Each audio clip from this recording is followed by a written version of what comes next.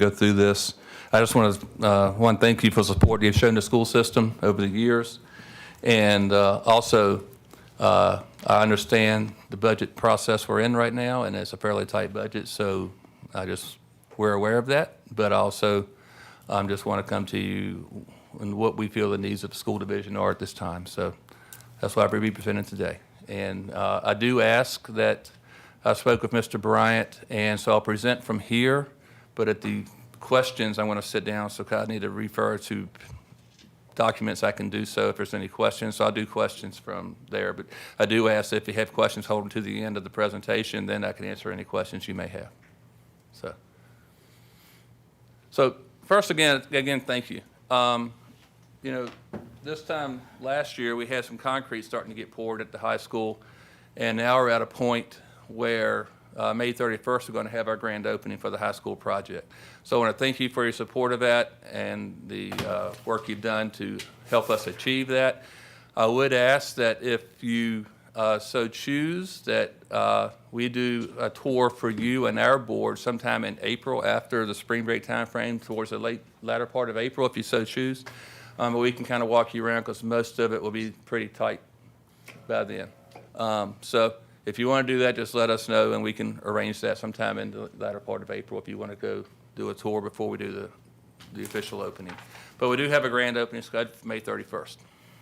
So again, thank you for your support of that for us in the county. So our budget priorities this year, again, as we go through this, maintain class sizes below standards of quality, provide staffing to meet the needs of our students, continue to upgrade and modernize our facilities, maintain competitive pay scale to our surrounding divisions, and continue to build programs that provide opportunities for all students to complete their school year ready for the next grade or for life after high school. Our operational budget information will start with student enrollment. We'll go into General Assembly mandates, hit the summary of revenues, division pay increases, summary of expenditures, all in Virginia funds, and closing information.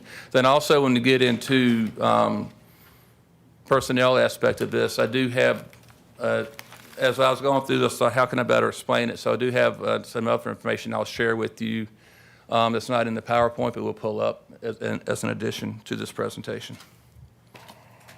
The student enrollment, the state has based our enrollment projection at 3,615. Our projections were 3,684.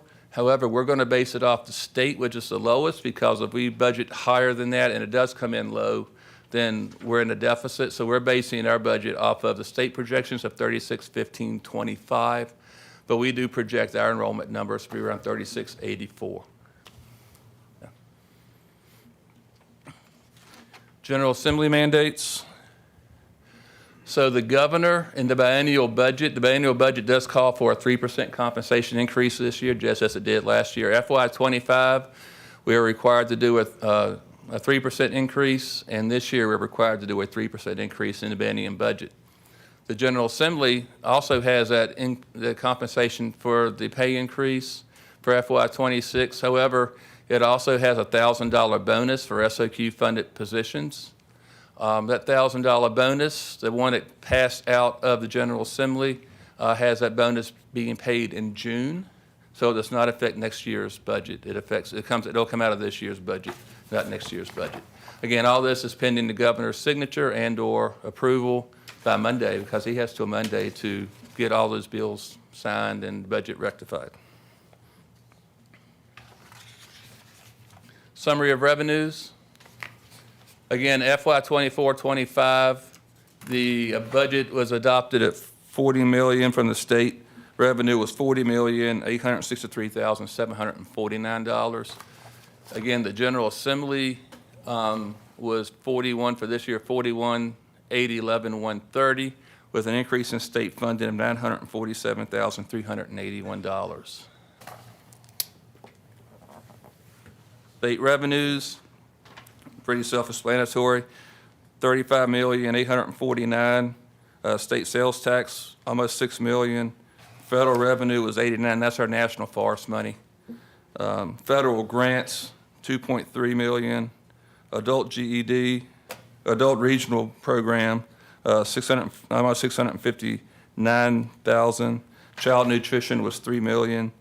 Other local funds, 193,427. And then what we're requesting from you is 17,602.89, with total revenue of $65,769,290. Again, this does represent an increase in funding request from you for $1.2 million. Compensation increase. So again, the annual budget requires a 3% increase for contracted staff. We also looked at our pay scales for adjustments to making sure we're competitive. And we looked at steps 8 through 12, 15 through 19, and 20 through 25. We made some minor adjustments there. And we also looked at additional classified pay scale adjustments for instructional assistants, health assistants, food service, IT technicians, Class 1 and Class 2 secretaries, bus drivers, van drivers, and bus assistants. So doing all that, we felt that kind of helped us be more competitive with our local school divisions in our region. So when it comes to maintaining staff and hiring staff, we're at a competitive rate. Expenditures.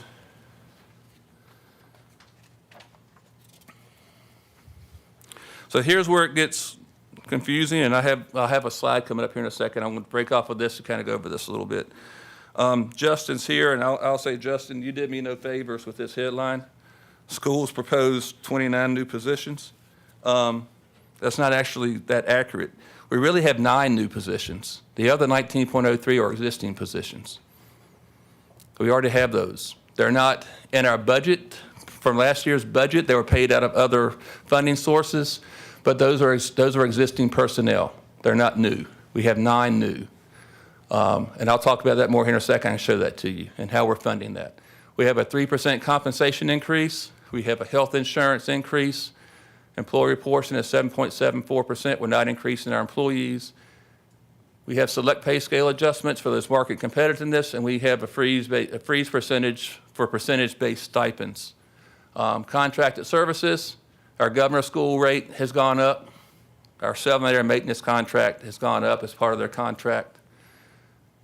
Our contracted painting, we removed painting from our operating budget and put it in CIP for this year to save $150,000 for the ask. We increased workers' compensation. We increased liability and property insurance because we were reassessed. We had to increase utilities because our rates are going up. And we had to increase our copier lease because their rates are going up. Classroom instruction, we want to add or expand the best labs to 6 schools. Right now we have them at 5. There's 1 instructional assistant at each elementary school to support kindergarten. We want to add that, which would be 6 positions. We're adding an additional senior slot at the STEM Academy and increased CTE materials allocations for classroom instruction. All right, I think now is the best time, Brittany, if you don't mind pulling that other information up so I can kind of talk to you through about the personnel information that I just hit. And we're going to make this big enough you can see it. All right. So as we go through this, I kind of want to talk about, I broke these down into the categories. And so you have market, we have new FY26 personnel requests. So if you look at lines 1 through 3, a 3% pay increase for contract employees is $1,286,000.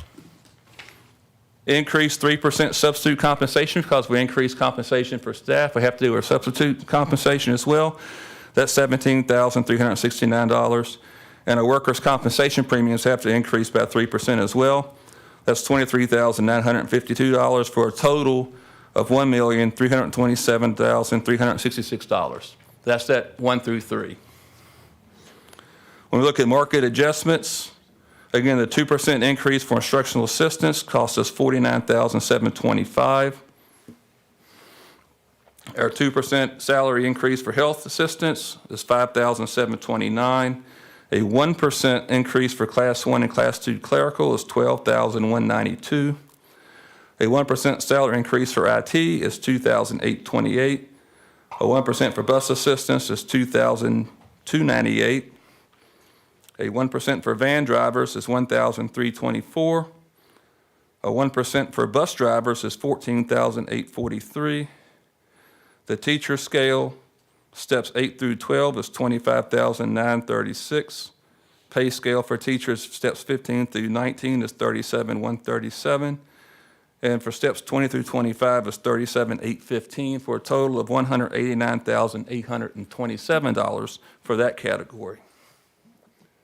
As we go down, the new positions that I mentioned earlier, the 9 FTEs that we're actually want to add to our budget. A teacher at Madison Heights Elementary, $70,000. A custodian at Amherst County High School is $45,200. The reason that is added is because we're adding 50,000 square feet to the high school. Right now, our high school custodians have about 30,000 square feet apiece to manage. Industry standards are for one custodian to clean between 12,500 and 25,000 square feet. And right now, we're already over that standard. So if adding 50,000 square feet to the high school, we need to add a custodian. Additional floating A at each elementary school to support kindergarten. We're adding 6. We propose 6 positions there. That's $228,927. Again, that is to support kindergarten classrooms, because if we don't get them straight in kindergarten, they're behind the rest of the time. So we feel with what we have coming into our schools that we need to offer the most support we can there. And we felt the 6 A's there would support our kindergarten classes. Best lab assistants for Elan Elementary School. We'll talk about best lab here in a minute, but the best lab would give more mental health and behavior assistance to the students at Elan, and that's $42,460. So our actual 9 FTEs that we really are adding is $383,887. That's those 9 positions. We're also doing an increase in employer health insurance at 7.74%, came out to $350,000 increase in insurance that we're paying as opposed to passing it on to our employees. As you can see there, the total increases are $2,251,080. Again, FTEs is 9. On the next page, let's see if I can get there. All right. The next page, we talk about what the other positions, so to speak. So when we look at the board-approved personnel, these are the personnel that we already have, and I kind of want to go through this with you. So the benefits for the van drivers. The van drivers we already have, they're already employees. However, they're paid as a sub right now. They're already hourly employees, but because they're working every day and they're working the full or part-time, due to employment commission requirements, we have to offer them benefits. It means for us to offer benefits, we have to give them a contract. So those positions are coming into our budget as contracted, even though they're already employees and they're already being paid. We do have an increase in benefits for them of $32,419. That's what that number is. That's just to cover the benefits if they so choose the benefits. Intensive supports into contracted pay. Again, that's $35,200. Increase early childhood special education stipend from $2,000 to $3,000. That's $13,200. Adjust for staffing changes that produce budget savings. We're actually cutting other positions for $200,000 deduct. At the school administration office, restructuring SAO director of student family wellness, that was a savings of $51,666. Restructuring of SAO instructional office, a savings of $126,454. Adding supervisor of communication grants and websites, $133,605, and a part-time accounting specialist of $35,524. We come down to school level changes. Again, let me scroll down to make sure everybody can see that. Whoops. Uh-oh. School level changes. Add a part-time secretary at Amherst Middle School, $31,150. ACHS monitoring assistant, $26,152. Instructional assistant to support teacher at Amherst Elementary School, $26,359. And a best lab assistants at 5 current locations, Madison Heights, Central, Amarillo, Manelson, and AEC, $207,364. Again, these are already positions that are budgeted, that we're paying now, they're not new positions. We took out the community school coordinator because we have a grant for that of $84,183. Previously funded in all in Virginia, we had $54,425 that's going back into operating budget. We had a part-time reading specialist of .5 through all in Virginia that's going into our operating budget. And we had a math specialist funded through all in Virginia funds that's going back into our budget. So you can see there we had $720,504 for those positions this year. Next year, through our savings and deductions, we actually realized $811,000 and $703 in savings for a net of negative $91,199, which is going back into our operating budget. So those 19 positions, we able through other cuts and other adjustments, were able to not only fund those, but actually add $91,000 back into our operating budget, as opposed to having it be more salary we need to pay and more requests from you. So that kind of explains our positions. The 19 is this page. The other 9 are on the first page, and I'll have a copy of this for you when we get through with this presentation. As we move forward, non-personnel changes, when we look at this, I know it's small print, but basically if you look at this, $315,500 in non-personnel changes increases, decreases $315,500 in decreases, so it's a wash, so it's no change there in our budget. So we look at our budget expenditure change. We went from $3,287,084 in increases to $1,127,203 in decreases, for a net of $2,159,881. Now that does not take into effect the additional $947,381 in state funding. So when you do the math there, it comes out to $1,212,500. I'll cut the $12,500 and just ask for $1,200,000. That's where the numbers come from. And I have this for you at your convenience. And I'm sure I'll have questions when we have time for questions. Back to the presentation. So we were talking about operational expenditure. I kind of hit that already before I went into this extra as part of the presentation. Best labs, I kind of hit that a minute ago, but the best labs are designed to provide mental health and behavior supports to our students. We used to have day treatment. I've kind of talked to you all about day treatment in the past. The funding formula through Medicaid changed in 2014, and the companies that provide day treatment services did not find the model to be profitable. Therefore, they no longer provide those services. But we still have students with needs.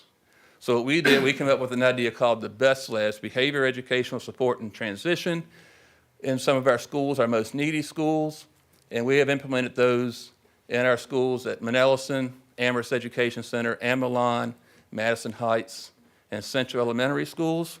Next year, we do propose adding it to Elon Elementary School. But as we've had this, we've had over 150 students participate to get supports, with 9,000 individual consultations to our best labs.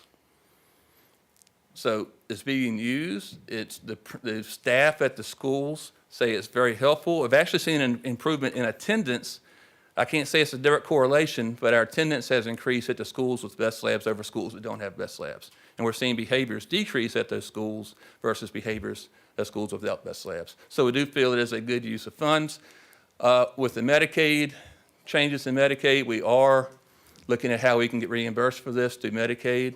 And we have some extras now that are actually pending and going through the process. So we're hoping we'll have some funds coming in for best labs and to support other mental health needs in our division. So expenditure budget, the main thing here for you is that top line operating budget. Again, just like I showed you a minute ago, $57,535,866 for FY 24-25, $59,695,747 for this year, where there's a difference of $2,159,881 minus the $949,000 that we're getting additional aid from the state. So that's the number that impacts you. The rest of us do federal grants, adult programs, child nutrition, so that doesn't really impact you. Where does our money go? 76% goes to instruction, 9.4 goes to operations and maintenance, 7.75 pupil transportation, and 7% for administration and health. All-in Virginia funds, this year we're using those all-in funds to cover 2 literacy teachers. We did move a position from the operational budget, from all-in back to operational budget, and we are funding one attendance officer through all-in Virginia funds under chronic absenteeism phase. Next year, the all-in Virginia funds will expire unless the state sends those back out again to us. If they expire, we'll need to bring those 3 FTEs back into our operating budget as well. So in closing, again, for you, it's an ask of 1.2, and I know it's a difficult ask. I've had conversations with Mr. Bryant, I realize that. But I have to come to you with what is best for our schools and what is best for our students, and that's why I'm here. We did not take this budget lightly. We have made cuts. We have gone through the process of cutting, but the 1.2 gets us to where we can fund the things we need to fund, which mainly funds, no matter how you slice it, it mainly funds a 3% pay increase. So you can slice it either way, but it covers that 3% pay increase. So a request from you, again, is the 1.2. Community conversations, we have it on the website, it's on social media accounts, we have this on School Messenger, and we've had the public meetings. So we've tried to get the information out to the community, tried to get information to you so you're aware of it, and hope we can move forward. And that's all I have. I'm going to be back to the seat and I'll answer whatever questions you have. Thank you, Dr. Wells. I'm sure that I know I've got a few questions. I know that other board members do as well. So let me say thank you for the presentation. Thank you for what you and your staff do for the students here in Amherst County, school board as well. So, board members, questions? Mr. Adams? I can start. So again, Dr. Wells, I'll reiterate what Chairwoman Tucker said as far as appreciate the detailed presentation. And I've spent quite a bit of time reviewing this over the last couple of days and doing some homework. So a couple of I've got several mini questions. Okay. So, and a couple statements. So I think you opened the discussion by thanking the county for the support to the school system. I don't think anybody can deny the support to the school system, because when Davenport, our financial consultants, came a couple of weeks ago to provide the financial review when we were discussing the landfill, with some pretty staggering numbers. When we look at our debt service, right, 83% of our debt service is assigned to the school system, right? That's a pretty staggering number. Obviously, before my time, which I fully support, I think the addition at the high school is going to be fantastic. And obviously, we've got one child up there and one that will be up there soon to be able to reap the benefits of that. But then we went on and we got the $6.7 million construction grant, right? That was not, it may have been anticipated, it may not have been, but that was kind of like a golden egg as far as I see it. But then we came back and I think, don't quote me exactly on the numbers, but we're somewhere in the $5 million range for additional upgrades to different schools, correct? And that was granted. Which, again, that was a golden egg where that money could have been used for debt service to help pay for the high school. So, and then 2 years ago, where the board prior to my arrival, which I'm sure I would have supported as well, but increased the revenue to the schools $2 million in perpetuity, forever and ever, amen. So I think the support is definitely there. And I want to say, I'm sure some of my comments will be viewed as negative toward the school system, but they're not. I support public education. I always have, and I will continue to do so. However, we this year, and I'm sorry, Ms. Tucker, but I'm a little bit of a soapbox. We've spent an absorbent amount of time, and I feel like we have beat our constitutional officers and our department heads. We've beat them kind of into submission, right? And we're down to a bare bones budget to where we don't even have the funds to appropriate any new positions right now, nor fund any CIP projects until after the end of the fiscal year to see what we're going to have left over. That's not a good feeling. Even from my previous stint on this board, I've never, even when times were bad in 08 and 09, we were never in the position that I feel like we're in this year. So I feel like for educational purposes, for everybody that's watching on YouTube and sitting in this room, I feel like we have to talk about that basic information that we are undergoing with the county. Now, as we go through your presentation, when we may agree to disagree when you get to the operational expenditures slide that you put up, and I may ask Brittany to go back to that slide to where you have the breakdown of the, Brittany, that one where you got the individual stuff.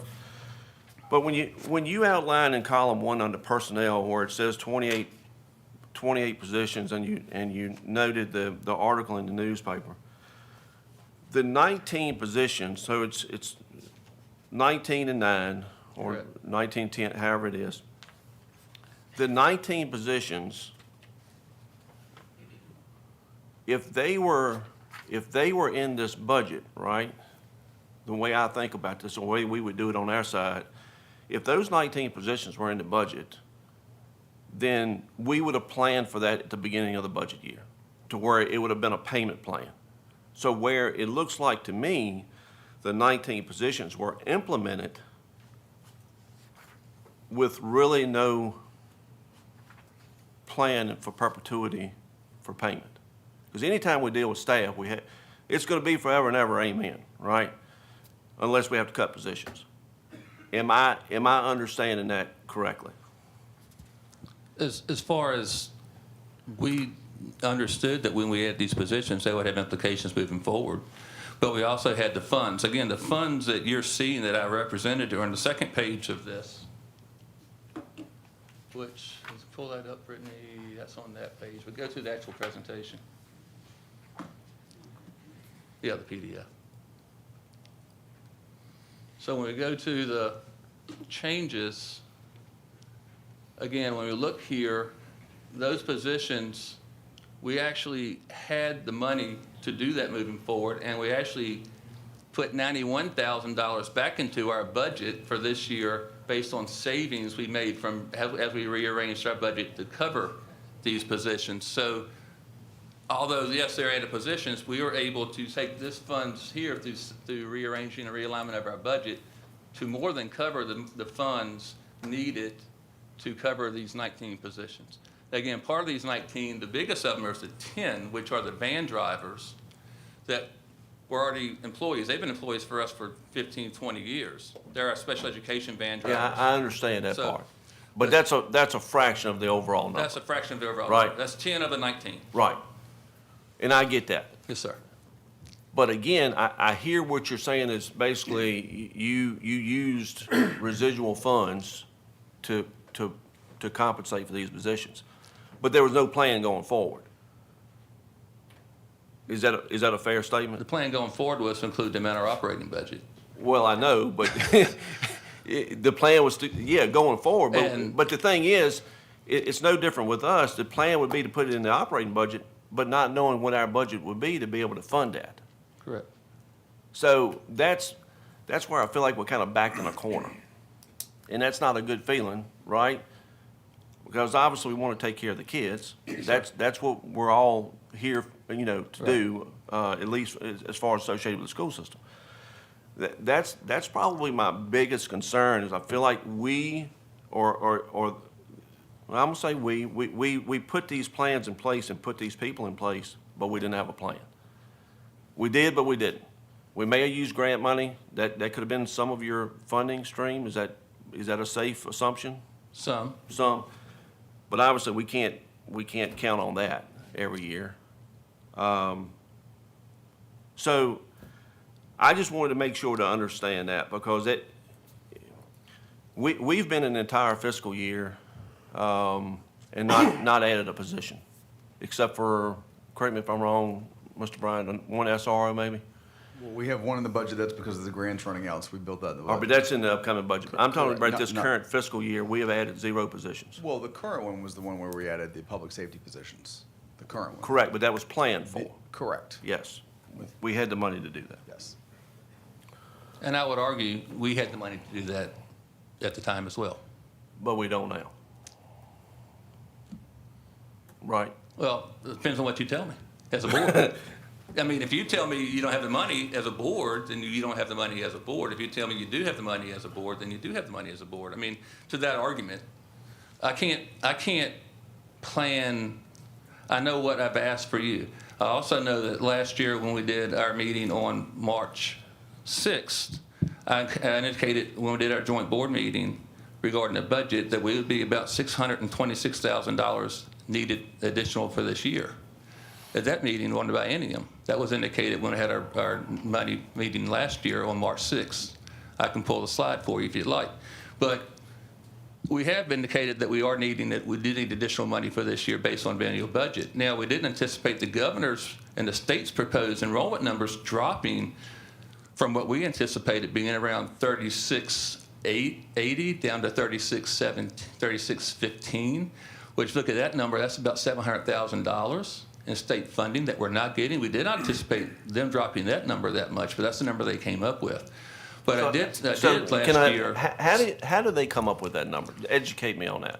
That's a good question. They look at population growth and things like that in the county, and they come up. So they're not real numbers then? That's their projections, right? Dr. Wells, when September rolls around and you get all your numbers of students that have applied to go to Amherst County schools. Yes. And our numbers match again, what you said, will they readjust their numbers and add funding back? They will look at the March ADM, basically. They look at two ADM numbers, October and March. And yes, if our numbers are higher, they will provide more funding to us based on those numbers. And what's the time frame for that? We do October 31st and a March 31st ADM pool from the state, and that's where they base their funding off of. Okay. Sorry, Mr. Adams. I think the only other thing to comment to really, and again, I don't want to beat a horse to death, but, you know, when we left the budget workshop last week, we were still 222, 226 in the hole. Yes, sir. I understand. I've been having conversations. We've been meeting fairly regularly, and we understand that. But when I come to you, and I can speak more detail about specifics if you need me to, but I understand where you are. The only other question I would have is, and this is, well, it's kind of off topic, but academic scores within the county. How Yes. are we trending on those over the course of the last 36 to 48 months? We're increasing. Okay. They're growing. Now, the state, just for clarity, the state is changing how they do scores this year and how they equate scores. They're basing it now more on growth. So we really can't compare what's coming up this year with the past multiple years because the state has changed their evaluation formula. And I can have us be an offline conversation, but we are showing that we're improving, but the state is changing how they're doing that, looking at how they look at the overall evaluation of schools in multiple steps. And it's high school's different than elementary and middle. They all have different standards they're looking at, but a lot of it's based off of some growth. So what some schools are worried about across the state is they may be the very high-performing schools, but if they're not showing growth, they're not going to be rated as highly as those that may be lower performing that show a lot of growth. So that's just the way how the state's doing it now. It's a change that's come up this year, and I'll have more for you on that at a later time if you like. The last question I have, Dr. Wells, is I think it may have been on slide or page 1 of this document right here when you were talking about market adjustments. Yes, sir. You guys proposed a 3%, which that's what the comp board offered to the instructional staff. Is that correct? We did a 3% for all staff. All right, so that was my question. So it's 3% for all staff. Yes, sir. Nobody is left out of that. I didn't leave anybody out. Okay. I went across the board. So the market adjustments, as you go from two sections and then one, and then I'm assuming when you discussed in this slide where they were talking about the personnel, Correct. the select pay scale adjustment for market competitiveness. Yes, sir. That's the different step. That's the step program that you Yes, guys sir. are implementing. Yes. So explain why that is. So we looked at, for competitiveness in the region, this Virtual Region 2000, the Central Virginia region for competing school systems, and tried to see where we rated as far as our pay. And we found that like for teachers in steps 8 through 12, 15 through 19, and 20 through 25, that we were either fourth, fifth, or sixth in pay to be competitive with our other divisions in our area. So we wanted to adjust that to at least be third or fourth, sometimes second, where we tried to get to. So when we are trying to hire people, that we're paying a competitive wage and people want to come to work for us, as opposed to being fifth or sixth in the region. We can't catch up with Nelson. We know that. They have a much higher pay scale than we do, but we're trying to at least be competitive with Campbell, Bedford, Lynchburg, and Appomattox. But on the entry level, Amherst is second, correct? We're around second. We're Yeah. around 51. So it's the roughly. subsequent years as they It's- tenure out is right. where we're diminishing. It's kind of where we look at the staff that was here during the 2008, 2009 timeframe when we had all the compression. Because we didn't have any raises from 2008 roughly to 2014, 15 because of the state budget and the compression. So a lot of those positions in that 15 to 19 and 2025 were affected by that compression that was caused by that. And we're trying to decompress that pay scale to make us more competitive. But the reason there's a lot of that compression from when we didn't have any pay increases due to the recession of 2008, 2009 and the subsequent effects of that.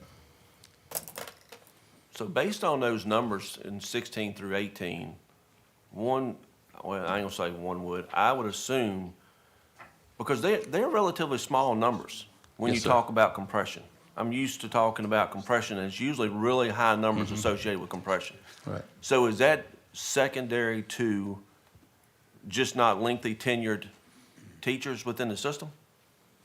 Some of that, but I think part of that also is instead of doing the same number, we looked at what number for budget purposes to make it so we're not asking for more than asking for more. We try to look at it, what number would get us to that point where we're second or third, as opposed to saying everybody gets $100 or $500, whatever. So we kind of broke it down where, say, steps 15 through 19, 15 may have been needing to get to the 2 or 3 may need a $25 or even a $50, where step 19 may have needed $1,000. So you can kind of show that we did those increases that way, as opposed to doing a block number and saying everybody's going to get this amount increase. We kind of look at it step by step to get us to that point. So I don't know if that answers your question, but It does, Okay. it does. That's all I have right now, Madam Chair. yes, sir. Thank you. All right, good questions, Mr. Adams. Board members, who's next? So, Dr. Wells, thank you for what you and your staff do for our children. I had 4 go through your schools. The 4th one is graduating this year. Couple of questions. So, Sir. you mentioned that the state budget included 3% for the SOQs. Correct. Your proposed budget includes a 3% for all employees across the board. Yes, sir. Got it. But then in your closing remarks on your presentation, you said the 1.2 million is, I forget exactly how you put it, but you said the 1.2 million is effectively the 3% cost of living. Basically, I mean, you can look at it either way. I can use it to fund positions, or I can say that the 1.2 is needed to either meet the pay increase or fund the positions or fund our budget. However you want to break it down or what avenue you want to put it in. But without the 1.2, I'm going to have to do cuts somewhere in our operating budget. So whether that's through salary or whether that's through, which I can't do salary because I have to do 3%, or through other things in our budget. For example, there's other things, we'd have to cut if I don't get it, but. Well, okay. My next question is around your health insurance cost. Yes, sir. So what did you guys do a few years ago? You So we're self-insured. self-insured. So the market increase recommendation is a 7.74% increase because of market cost increasing, doctor's visits, dental visits, whatever increasing. So they recommend that we do a 7.74% increase in our funding of our budget, of our medical plan, insurance plan. That equated to $350,000. That's where the 350 came from. Okay, so when we discussed this at our last meeting, or whenever it was, we talked about the insurance. they were showing us how, you know, we had some very expensive claims, right? Can you guys track that, or? Yes. So how are your claims going? This year, they're pretty good. Last year, they were not that good, so we had to actually pull from our reserves to cover some of that. This year, we have not had to do so because we've had, our claims have been in a good place this year. Hopefully, they'll continue that way, but if our claims, but that's why we want to have that reserve there, and that's why we're putting the 350 in there. So if we do have claims increasing, we have the funds there to cover it without having, you know, without having to pull into the reserves. Okay. And I know you covered the 19 positions. Yes, so sir. Were they in your budget last year or not, or did you create them mid-budget? They were basically put in between August and October, like So the best af- labs. After the budget. After the budget process. But we were seeing, when we couldn't get the support we needed for our mental health that we thought we were trying to get through outside services, we developed our own plan, which was the best labs. And that has actually been a cost savings, because some of these students that are actually saving you money, because some of these students that we're able to treat with our own internal services, we may have been having to push those out for external services, which we've gone through FAPT and other things, which would require more payment. But not all of those positions were for best labs, right? The five were best labs. All right. The 10.03 or the 10.5 are the van drivers, which have been here forever. You say that forever. Well, I won't say forever. In the past 10 years, we've had the van drivers, because those are special education students that are based why- on need of those students. Then those positions were in your budget. They were paid, but they weren't paid, they weren't So you're shown in the trying to- budget. They were shown as a separate funding line, but not in the So operating you're budget. trying to convert those to full-time equivalent? I'm trying, well, we're required to, because of the hours they're working, we're required to offer benefits. The only way I can offer them benefits is to give them a contract. So there have to be contracted positions, which shows up in our operating budget. They have been getting paid out of our subline in the past, so they've still been getting paid, except the only difference now is we're estimating $32,000 for benefits, because they have to offer benefits if they were to take benefits. But those positions have been here for the foreseeable past.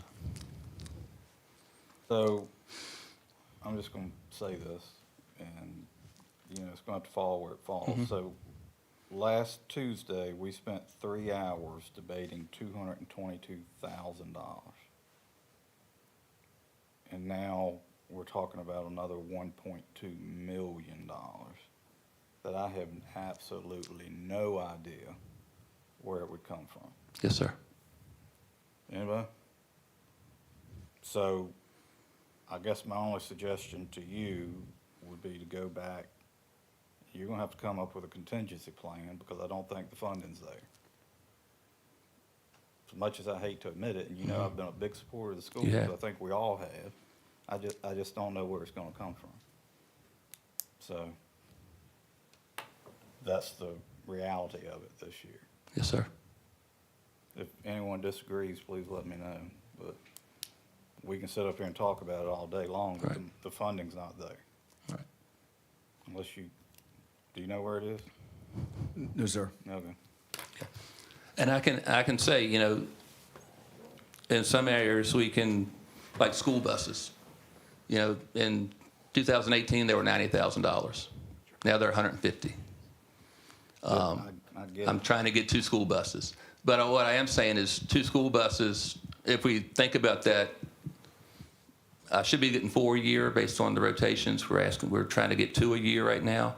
But if we kick that can down the road, that's $300,000 that I can cut from this. So there are things there that we can put either to a CIP, but we have to know that if we push it into the CIP or down the road, that it's going to come back. If they've gone up $70,000 or $60,000 in the past 7 years, I would anticipate they're going to keep going up. So instead of needing 150 a bus, I'm going to need 160, 170 a bus. And you know, we know how that's working. So I want to say there are things that we can do, and some of that I can do fairly easily. Some things will become painful. Understood. So, I mean, I can't speak for the entire board, but I think what I would ask is you go back and look at it and then come back and talk to us. The other thing, Mr. Adams, I think you alluded to this at the last meeting, was that Is there any cost savings if we join our insurance together? And there may be, we can't do it this year, we've talked about that. Okay. But yes, Yeah. we Yeah. plan to talk about That's next year. something we are trying to get our insurance reps to talk, and we can kind of look at where we can go. I don't think it'll be anything effective this year. And then also, I probably want to help you this year, but Senate Bill 1307, if that gets past the governor's desk, that does have the referendum available. Mr. Pugh talked about this last year when Senator Peake was here, and I put my foot in my mouth about Senate Bill 1307, and that is the one for the local referendum for school construction, and that's the 1% sales tax. That is at the governor's desk right now. He may or may not sign it. It had bipartisan support in both the House and Senate. Second year in a row it's gotten to his desk. If that's passed, again, it has to be a local, you would have to approve it, have to be a local referendum, but that would give opportunity for money to go into pay off the debt service, because you can use that money. I have a copy of the bill right here. You can use that money for existing debt service for schools. So if we have existing debt service, that money could be used to pay off that debt service for schools, as well as be put into a bank for new construction. It doesn't help you right now. It doesn't help the situation right now, and I understand that, but it is something that you need to be thinking about if it passes the bill and if it passes his pen, and what we can do to move it forward. And that's a good segue to one thing that I wanted to say, and then I'll turn it over to Mr. Wade and Mr. Pugh for their comments. In order to do the 1.2 million, we're talking, help me on my math here, Mr. Bryant, 4 cents increase in About real estate? About 5. 5 cents? That's what we're talking about, because when we say we have no understand. extra money, we have no extra money. Right. And this shouldn't come as a surprise, because we've known this year was coming for a while. And I know that you and Mr. Bryan have excellent communication, which we all appreciate. So it shouldn't come as a big surprise, but it's just tough. Mr. Pugh, Mr. Wade? I'd like to thank Mr. Adams for his questions. That some of those questions were items I would like to highlight. Also, I agree with Mr. Martin with what he said. It is a tough year, Dr. Wells. I've been here a long time, and we've had some of these type budgets in the past. It's been quite a few years, but I think Mr. Martin come up with a suggestion, and we'll work from there. But I appreciate your work and everything that you do. I know that there are a lot of kids counting on you in the school system and what you all do every single day. So it's not unnoticed. Thank you. All right, I'll just say this, we all support the schools, everybody knows that. But, based on last meeting, we're sitting here looking at potentially passing some of the health insurance costs off to the employees. So that's something we're gonna be discussing, whatnot. No decision that. I would say, as Mr. Martin alluded to, go back, tighten the belt, even consider that as an option if possible. Are any of the current admin positions or positions related to COVID still, or all Yeah. those been? What happened to those? Did you move them to different positions? They were or- either, we didn't fund hardly any full-time, any continuing positions to that. It was most of that was temporary positions. Okay. And then those that were, we have moved into other funding streams. So either had previously been put in operating or all in, or they've been, What funding streams did they go into? well, Ms. Laconich. Some of it went to all in Virginia. Yeah. The All in Virginia funds and things Okay. of that nature. I will ask this, other than a flat, what you paid me, what you gave us last year is what you gave us this year, is a number you'd like us to try to get to, besides saying no increase? Mr. Bryant, Ms. Wilkes, board members, my answer would be yes. But what do y'all think? To get to where we were last year? So Well, I we mean, that's what we level currently funded, set yeah. our budget based on, correct? Right. That's what we're Correct. working our Yes, sir. numbers off of. Yes, sir. Right? Dr. Wells, you made a comment a moment ago that I need to back up to. Sir, When you discuss y'all's reserves, CIP, okay? So what does that look like with you guys?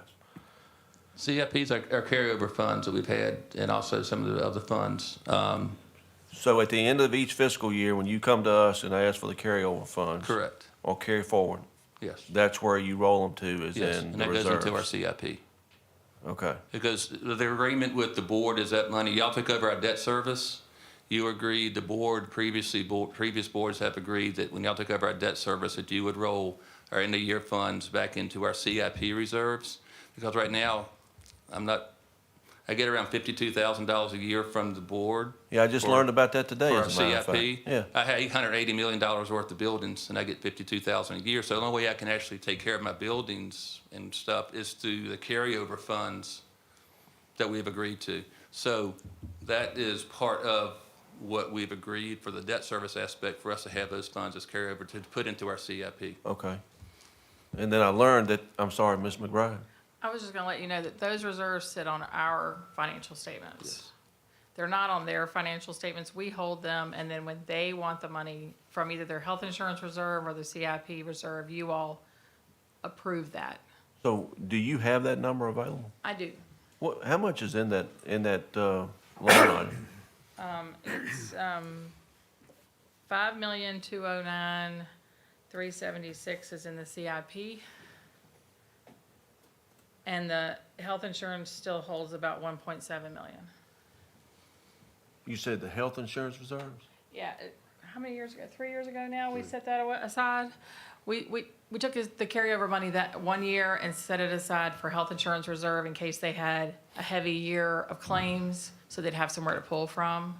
And they've done pretty well. They haven't pulled a ton from it, about $500,000. Okay, so our overall, when Davenport came in and discussed our overall financial review, Yes, right? sir. I'm assuming those reserve numbers are used when they analyze us holistically, is that correct? They are in the unobligated general fund number that they have. They do not have the breakdown that I have for assigned and committed funds. Okay, We have probably close to 15 different little funds set aside. yeah, that drives me nuts, but anyway.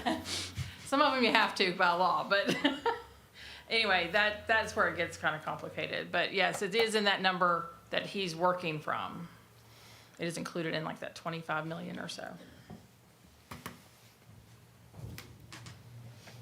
So, Madam Chair, I'm gonna speak in reference to how Mr. Bryant, this is the only thing I would offer as a potential suggestion. Mr. Martin, I am 100% on board with you guys. As many times as we've asked our people to go back, and I mean, we're, I mean, you've heard that, like, that has resonated within this room since 4 o'clock. How we're approaching our CIP and supplemental, we can't take any action until Ms. McBride and her staff closes out the books to see how we're gonna end up in current fiscal year 25, right? And then we're gonna see, because we're already behind the 8 ball, right? We can't fund any new positions. We can't fund any building projects. So, I mean, we're continuing to just slide backwards. And this is where I continue to have concerns, because I feel like we, as a county, not just the school system, but us holistically, we are being reactive now to everything we're doing, and we are not in a position to be proactive, right? As Mr. Creasy comes in here and we have our planning commission meetings and we approve these developments on the south end of the county, and I understand some of the schools down there are getting close to, if not some are at capacity. That's what we need to be planning for, right? Mm-hmm. We're not doing that. We're reactive. And we're reactive as a county. And this is not a good place to be. It's not good business. It's not good practices. Mr. Bryan is doing his best to correct. I know he's heard me. I've been ready to scream at this budget process. But what I was getting ready to say, I get off my tangent again. The only other suggestion that I can offer for us to review is when we get to that point and we would review what our numbers are at the end or the close of the fiscal year to see how we may be able to help you guys, right? But I think we're all in the same, it's no way in the world we can do it right now. And Mr. Adams, I would just chime in and say, I don't want to offer false hope. No, absolutely, no, that's not what I'm doing. Please don't take it as that. But it's a suggestion on how we may be able to bridge a gap once we get to that point. Again, we don't know. Well, I don't disagree with you. I think the fact of the matter is our operating budget, which would include our contribution to the schools, can exceed our operating revenues, right? Okay, so what my suggestion would be for you is to go in your operating budget, you mentioned school buses were in there. That's a capital purchase, right? And if you really need those school buses, you've got $5-point-some million sitting right over here. You take that out of your operating budget and you come to where it really should be and make a capital purchase on it, right? That's the only way you're gonna balance that budget for 1.2 million. You're gonna have to look at all those things. So, and the other thing I will say, and we're not gonna be able to do it this year, but moving forward, we need to have a real capital improvement plan, a real one, okay? Which includes schools, it includes the county, all of it. In one place, we've got stuff over here, we've got landfill over here, we've got school buildings over here. You can't keep up with it the way we're doing it. Thankfully you do, but I can't. So we need to fix that. And we also, I think we've just been getting by funding our capital purchases on essentially whatever leftover money we get, right? So we need to fix that. But again, you need to go back and look at Yes, sir. your budget. And like I said, we have looked at some things. I wanted to bring you the budget that the board and we approved last week. We can go back, but again, I do ask that if there is a number above level funding that you think we should try to get to, I would like to know if there is a number there or not. If it's level funding, it's level funding, I understand that, but if there's a number above level funding that you feel we could get to where it's a $200,000 or $100,000 increase as opposed to 1.2, if there's a number there, Mr. Bryant, that you feel we could get to, then I'd like to know this so I know what I'm working towards. I can have multiple options to get us there. Because when I get above the $700,000 and what I need to move from here to there, then it comes into personnel that already exists, and I'm trying to avoid a riff. And I understand what you're saying. I would tell you right now, on this particular day, at this particular time, I would look at level funding. Yes, ma'am. Board members, any of y'all disagree? Agreed. I got a couple questions. Yes, ma'am. The $200,000 cut in staffing that you mentioned. Yes. Were those through attrition or what was that? Some through attrition and some through reassignment. So reassignment meaning that they're still in the They're school in system? a different, they will be in a different position at a different pay rate, but most of it's through attrition. Okay, all right. So I also want to talk about what we're doing as a school system. So are all of our schools accredited now? Either accredited or accredited with conditions, but accredited, yes. Okay, and our SOL scores, where are we on those? They have shown increased growth over the past multiple years. Again, we anticipate more growth this year. So I won't know until May, but we feel that they're moving, we feel we're getting growth and getting them in the right direction. All right, now I want to pay y'all a compliment. This best labs concept that you've come up with. Yes, ma'am. I mean, you're getting data in that seems to show that that's working well Yes, ma'am. and saving money. Yes. What more can you ask for? And I looked at the schools you've got it in. Is there a reason it's not in Temperance, or are our kids just so good that you don't need it? We looked at the needs of the behavioral needs, the mental health needs of the majority of the students, and so it was more in the larger schools that had more need. Initially, our goal was to have in every school this year, but when we did our budget work with our boards, with our school board, for fiscal savings, we cut it down to just the 5 we currently have it in plus Elon, because it would have been another $200,000 if I put them in all the schools. So we cut that $200,000 from our ask. I can say also with Medicaid, we have some some accounts pending right now for reimbursement. We do anticipate about $200,000 in reimbursement this year for the mental health services we're providing. We are also projecting around $300,000 next year. However, until it gets from the pending to actually see money flowing, I don't want to include that in our budget. But some of these positions, if the Medicaid actually starts coming through like we anticipated, we'll see actually a major cost savings with the Medicaid as opposed to a negative with that, because Medicaid actually the benefits we'll receive from Medicaid will more than pay for the services we're providing our students. I'm just waiting on Medicaid to finalize their plans, but it's pending right now. We should know something in a month on what that revenue stream's gonna look like. Board members? Only other thing, Dr. Wells, I think it was last board meeting, I think it was in our consent agenda for some additional grant funding that you guys received in the Yes. tune of somewhere around $900,000. Yes. But it was removed from us to address it at a later time. What, I'd have to. Kim, do you know what? Yes.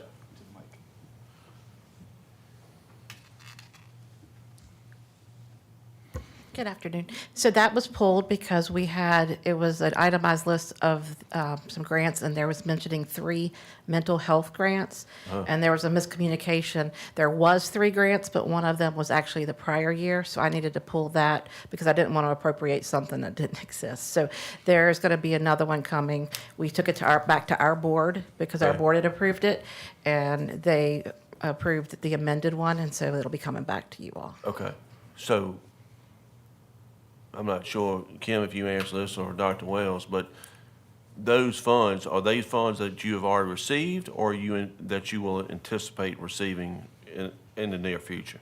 Those are the school mental health can't be used on staff, but it's for contracted services, and they are performing those services, and we are seeking reimbursement for them right now. So it is a revenue stream outside of the Best Labs. Okay, so I think you probably know where I'm going, right? Can those monies help segue some of what you're looking for in this upcoming budget? So it cannot be used for any staffing. It can only be for outside contracted services, but it possibly could. Our operating budget has $75,000 allocated for mental health services contracted. If we have assurance that we are going to get that award next year, then we would not need those funds, and that would be a savings. But it's one of those things you gamble when you don't actually have an award for the subsequent year. But we could not Okay. use it to fundraisers or anything like that. I completely get that, but we're good at moving chess pieces, right? Absolutely. As a government, right? Absolutely. So that section you said was going to be removed, where do you think, and I'm not trying to put you on the spot, but where do you think, out of that it was roughly $900,000, give or take? Right, and that was, and I can't remember the other, there were some other grants. That was 3 of them. Yeah, it was a whole Yeah. list. Right, and I wish I had it with me. That's but- okay, that's okay. But when I bring it back to you at the next meeting, I can go over all of those with you. Okay, Okay, all thank you, ma'am. right, yes, sir. Board members, any other questions? All right, so it's my understanding here that you all are going to sharpen your pencils and come back to us, is that right? Yes, ma'am. Okay. That- And how long do you think that's well, going to take? That's what I Dr.? was going to ask you. When would you want us to come back to you? We're with multiple pretty tight on time. options? We don't have a lot of time. Speak up. I would need it next week Okay. in order to give them a finalized budget to approve for publishing on the 1st. Because I have to have it to the newspaper on the 3rd. So I will need to get with my board to find a date for us to meet. We have some prospective dates. I just need to verify that with my board. I can have you something next week. We've already been thinking a little bit, so we have some ideas. I wasn't thinking of 1.2, but I was thinking of where we can rearrange some things. So we can start looking at that and getting that with our board and see where they want to be. Yeah, I know this isn't the news y'all wanted to hear. It's certainly not the news we wanted to give you. But we're in this together. Yes, ma'am. And it's just, we just truly, truly believe that next year's gonna be better. Get through a lot of other things, but anyway, that's where we are. Do you have any other questions for us? I'll just ask, one, I just want to say thank you. I realize, like I said earlier, this is a tough year. I've realized that. When we put our budget together, we put one based off what we felt were our needs. And now we will come back with this information with our board and figure out what we can do and where we need to be. So take what you say to heart. I realize it. And again, Jeremy and I have been talking quite a bit, but I wanted to make sure that you understood where we are, and then we can always come back with where you need us to be. All right, thank you. Okay, thank you.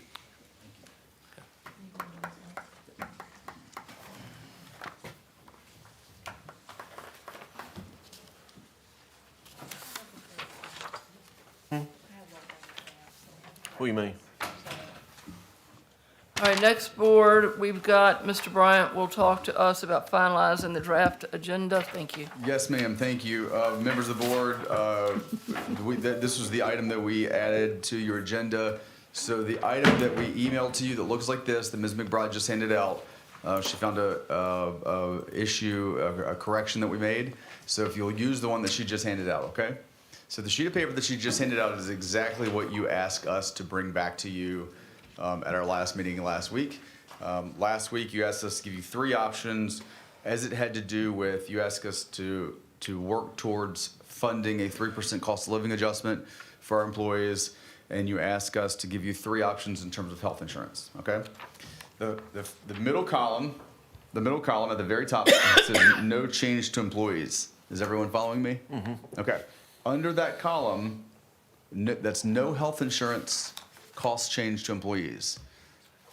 Ms. McBride worked down this list, and you can see, for example, if you start at the top, $118,750 came from that emergency service capital line.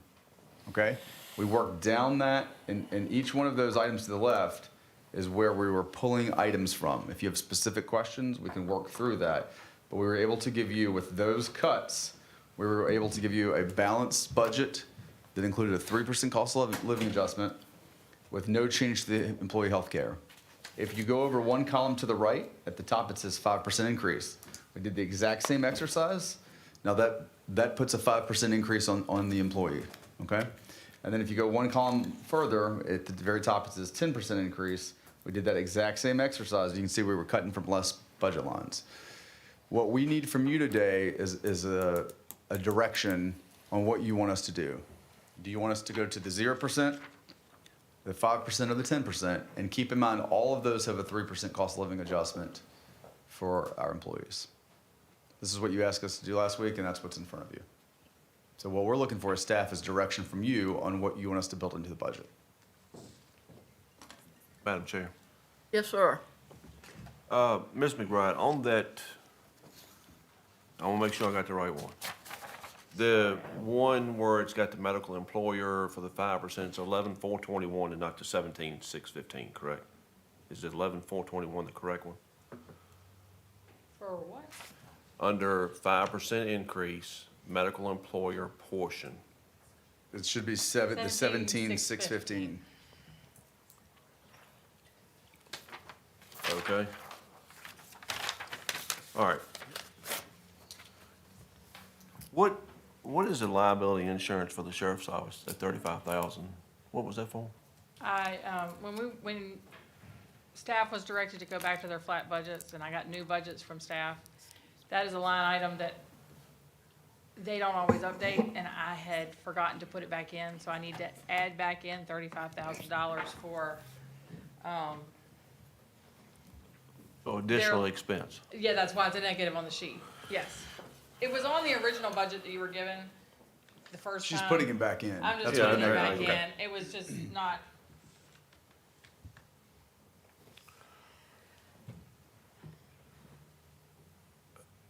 So before I'm gonna throw a real monkey wrench into things with a question. And I guess, was it y'all 3 on the service authority? Is that correct? for the record, I can't stand the way the service authority is set up right now. That's my little soapbox on that. In the budget is $99,500 set aside for debt service for the Gateway project. So I guess I would need to ask the three of you gentlemen, why, well, Ms. McBride explained that to me, but here's the thing. We are now, what, in year 3 of the Gateway project with no momentum at all?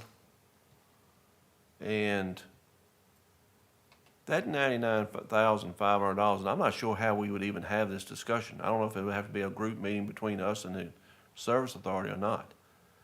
But I got a little bit of, and I don't know why I didn't catch this before now.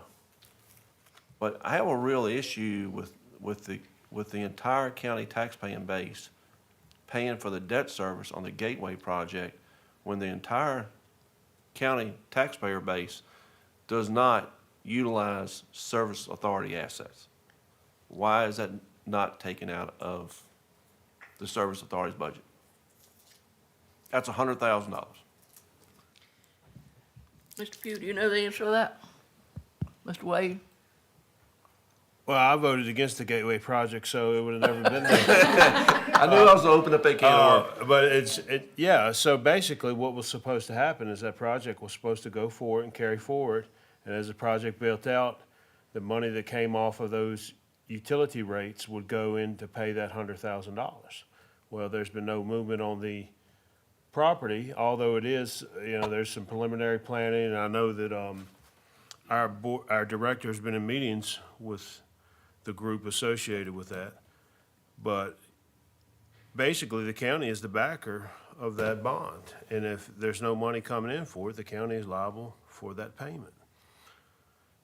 Actually, no, the service authority is the The borrower. But we are responsible, if the service authority can't make it, we're responsible for making it. Because there's a connection between the county board of supervisors and I'd have to go back and look at the bond. And I'll let you know. the board of supervisors and the service authority. We ultimately back the service authority as the financial backer. And I That's hear true. what you're saying with that. Co-signed. I understand that. But hey, if we co-sign for our kid, we can still make them pay for it, right? If we want to use that analogy, if I'm gonna co-sign for a kid to get their car, I'm still gonna make them pay for their car, right? Maybe I'm willing to go or work with Joy and see if we can find the minutes from those meetings to better explain to you how that came about. Well, I think a discussion with Mr. Costello. Yes, would be appropriate because I think so too, but I think we need to have that discussion. I just don't think that is the appropriate concept. I don't. I mean, obviously, we all have, I think it's safe to say we all have parts in our district that are under the service authority. But I don't think it's appropriate for somebody that lives in Temperance or Pleasant View I don't that, think I do. I don't have Right. anybody in the service authority. huh? I don't have anything in the service authority. Well, I understand exactly what you're saying, Mr. Adams. Yes. But this board approved that a year or And two we ago. can't go backwards. I We think that, can't change it right now. If you want to put it on a future board meeting to discuss, I'm happy to do that after we get all the information from Mr. Costello. But right now, I think we need to focus on this, right? So I guess where I'm at, were you done with your other comments? sure. Okay, great. I mean, to me, what I had asked you to do was, my hope was for you to come back with no charge to the employee. So, and that 40,000 that you were referencing, that was, not 40, the 35,000. That was the money that came out of fine revenue? No, I had budgeted it in the first budget. When I got, because I copy and paste, the department doesn't usually put that line in for some reason. I had added it in it didn't get added in again when I did the copy and paste the second time around when they submitted their second round for the flat budget. I just left it out. It needs to be in there because they have, that's their liability insurance for all their cars. It's not like we're cutting their liability. It was just a paperwork error. Yes, ma'am. Okay. But I needed it for the math, so I Right, put it in right, there right. and showed it. So I cannot get through my head what this medical employer portion, maybe it's just the way it's worded that's throwing me. Yeah, it's been there since I came, but I know what it's for. So if we have to hire a replacement person and we budget for employee-only insurance, but then we hire someone that takes dual, I need somewhere to get that extra money from. So if they go For from the like a employer single portion, to a so that, family. we have no idea from year to year, to know what amount of insurance people are going to take. And if they make a change, say they have a baby, and they go from dual to family, so we use this little pot to fix those during the year. Okay, You still okay. have some left over. This doesn't deplete it. This. No, this still leaves me some. We had a lot of changes last year with a lot of new hires. I'm not seeing as many this year, so I cut it back. Between the 13 employees in public safety and some changeover in the sheriff's department. Okay, I got it now. It has slowed down a lot, but it's a bucket I can use to make sure everybody's health insurance budgets are adequate. Mr. Thacker, would you mind closing those blinds, please? I'm squinting up here. blinded. I'm squinting up here. Ms. Tucker, if I wasn't clear to the board, all three of these options we can do. So we can get you, the board, to 0% for the employees in the healthcare, 5% and 10%. We just need we're just showing you the math, but we can do it. All right, All right, go ahead, Mr. Adams. So all right, at the bottom line, flat, which one do we need to choose to do that? For a zero balanced budget, if we do, Yeah, we can do a balanced budget. okay, We have nothing left over. We do a balanced budget, no change to the employee, where we just showed you where these things were gonna come from. They've already been made in the budget that was given to you yesterday. If you look, your revenues and your operating budget balances, those are the things that we put in to get to no change to the employee and including the 3% COLA. If you were to choose 5 or 10, we could eliminate some of those cuts and put some money back in. okay, I get it now. I see what you're saying. Board members, and let's kind of take our temperature here. Is there anyone here who would rather see a 5% or a 10%, or is everybody kind of leaning towards no change? So I want to kind of break that down a little bit because I'm a little confused as far as the 5%.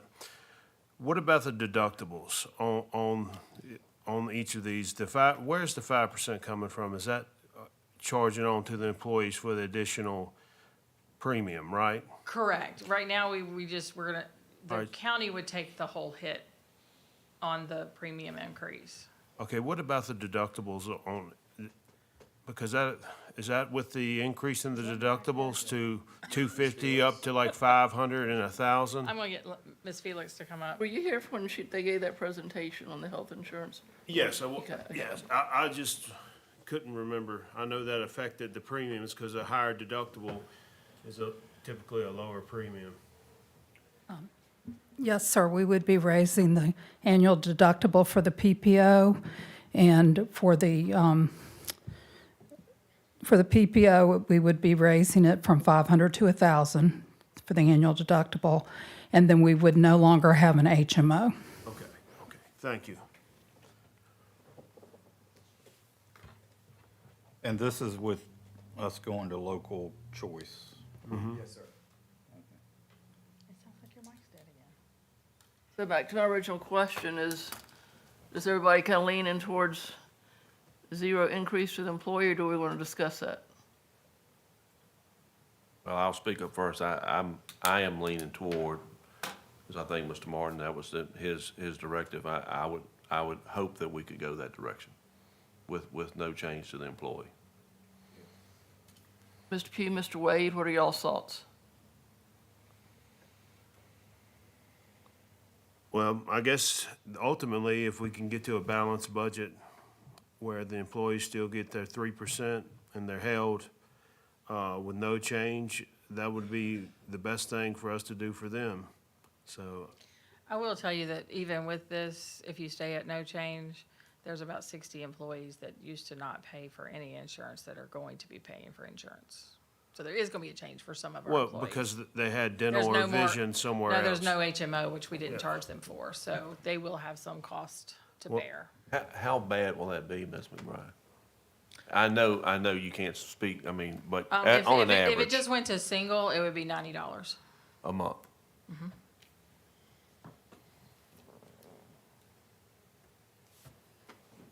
I'll say this, I think what you presented here, it offers us a chance to maintain the no change to the employee.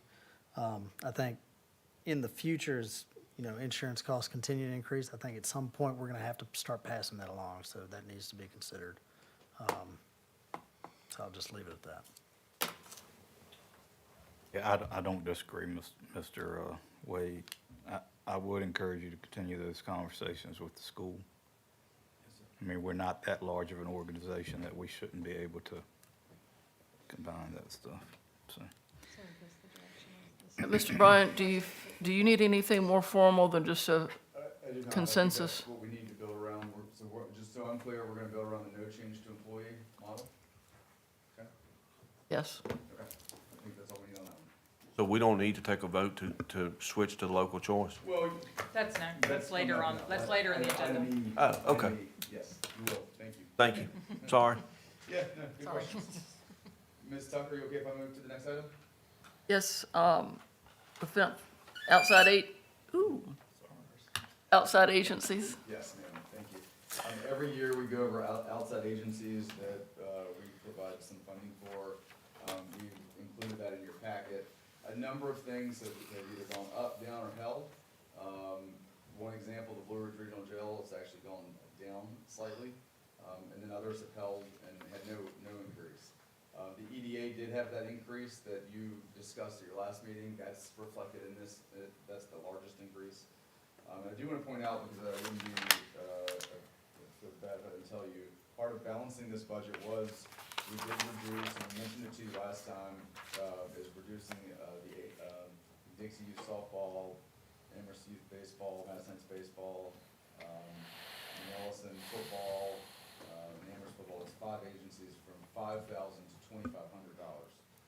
That was part of the effort of trying to balance this budget, so I wanted to point that out to you. But this is the outside agency and nonprofit prioritization request. Do you have any questions for staff on this? I've got a question about the Mont Ellison football. I mean, they didn't even have a season last year, correct? Correct. So they're gonna have a season this year? I don't know for I mean, sure. I know think that we there's- held that money, but Did Yeah, we hold haven't it? dispersed it. Okay, all right, just checking. All right, thank But you. were the rest of the funds distributed to the other teams?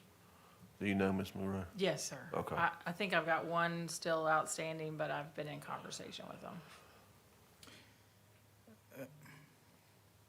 Just, so if you don't disperse those funds, which it was how much? I believe 5,000. 25,000 total for I last year. mean, to Manelson football was Five. 5,000? That wasn't distributed, it was 5,000? Correct, not yet. Yeah, I guess my Yeah. We have point not is, distributed that this year in fiscal year '25. Stay on. It'll roll back into the general fund at the end of the year. Just, I'm just thinking if needed, could we that aside for the other sports teams? I could bring it back as a carry forward and you could put it in their line. Just a thought. Okay, I'll make a note just to bring I it like back that idea. up for Yeah, discussion I later. think it's a good idea, Mr. Martin. I really hate, I mean, I don't like cutting anything, but I still think we need to support our youth in any way we can. yep, Can I ask a question now? sure, Mr. Martin. So just to be clear, Victoria Hanson was here last week, talked about their $30,000 increase, so on and so forth. I see it being shown here in the EDA operational budget. We're not double counting anywhere, right? No, sir, that's the only line item they have in your operating budget. We don't, they don't bring their budget to you all for approval. They So we ju- just discussed it early. Correct, because well, yes, because Okay. it was, Next question is, why is our contribution to GLTC? It's going up from 84,958 to 91,575. Do we have a choice in that, or? They sent a justification letter, that's based on ridership. Do you have that letter by chance? not with me, no, it's in a file. It is, I'll have to look, but we are under a contractual agreement with them. Okay. I'll get the letter for you all and send it to you. If it's contractual agreement, then fine. I do remember that they would reduce your service if, the last time they sent it, so I know. So I will get, that's why I don't want to say what they said, I can't remember, it's been a while. I'll get the letter and share it with you all. Mr. Martin, while you're pondering your other thought, on that because I was gonna ask the same thing. I remember from years ago, GLTC has always been a topic of discussion for Amherst County. Do they send us a report of what the ridership program or the ridership numbers are looking like?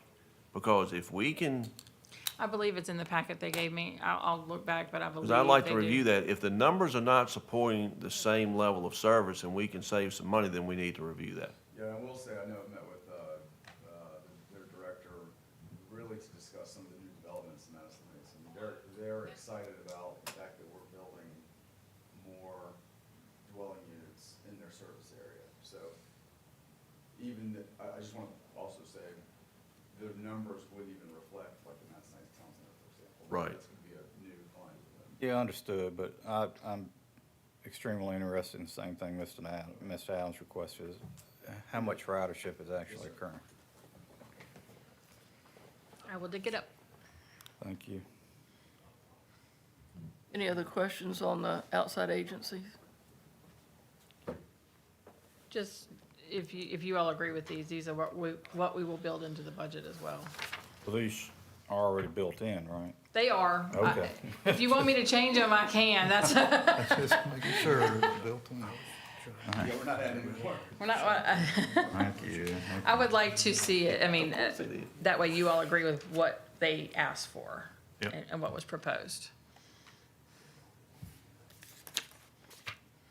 Madam Chair, if I may, one other thing.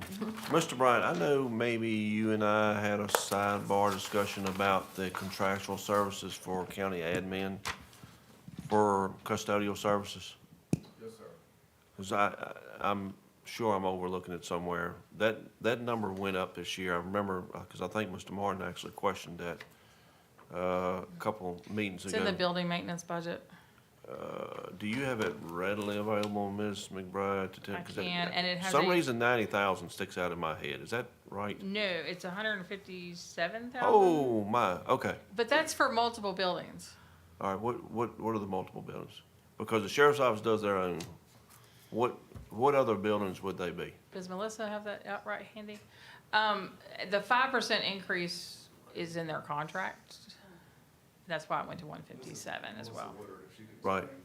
Yeah, they do county admin, which includes all of this floor, schools, DSS, the health department. They do Goodwin Building, the courthouse, public safety, Monroe, They do the libraries? the libraries. anymore. Not anymore. When I came here 2 years ago, we split and they do their own currently. That's a good point. So you said they do the schools? No, they don't do this. School admin, School sorry. admin. School admin. Yeah. Yeah, school admin. He just asked for Easy killer. Easy. A dog on a bone up here. I just want to, yeah, since we're on that subject, I just want to say something. About a month or so, I came in here and had a meeting with Mr. Bryant, walked in, looked around. I went in and I told him, I said, hey, I don't know that I've ever seen this building look so good. I mean, everywhere you go, it looks good. Sheriff's office shines. I mean, we're shiny now. And he told me, he said, well, we got a new service. And it makes a difference. I can tell a difference, so. Just want to give credit where credit's due. Thank you. If we're good with this, I'll move on to the supplemental and CIP. Is everyone good with where we're at? Ms. Tucker, may I move on? Yes. Okay, thank you. Okay, so we have in your packet, and we gave to you both what we call the supplemental prioritization list and the CIP. I want to pause and talk a little bit about what some of the changes that I'm recommending. I've mentioned it to you the last two meetings, but I want to say it one more time. These supplemental list, as we have these one-time projects, we have recurring projects. Next year, it's all going to be CIP for projects, or it'll end up in O&M budgets if necessary. Recurring projects will be labeled, Mr. Martin, department head position request. It'll be real plain and real simple. It won't be called supplemental recurring any longer. We're going to rename that for next year, so it's very simple. Can I just make a suggestion? Yes, sir. It should be in the requested budget. In the O&M budget. Yes, sir. Yes, sir. That's just my opinion. Well, unless it doesn't fit and doesn't meet the, it doesn't, we can't plan for it. But yes, sir. Okay, so what's before you? Well, I'll start with the supplemental list. These are the way Amherst County for the last 8 years has called supplemental one-time are items that are under $50,000. That's why they end up on the supplemental list. These are a little bit smaller ticket items than what we call our CIP. Again, we'll change this process for next budget year. But what you have here are one-time projects, less than 50,000. What we've given you is staff's ranking on it. It's a staff priority list that goes down the list. So sheriff's evidence ventilation system ranked to the top of the list, and the bottom of the list was a skeleton bucket that Public Works had requested. Also, below that list, you'll see recurring projects, and these are positions, and this is where you find the 6 SRO grants that at the time are not funded. We've talked about that. We talked about that last meeting. Mr. Pugh brought up a point about recognizing that we do believe we're going to get funded. However, if we don't, what would we do?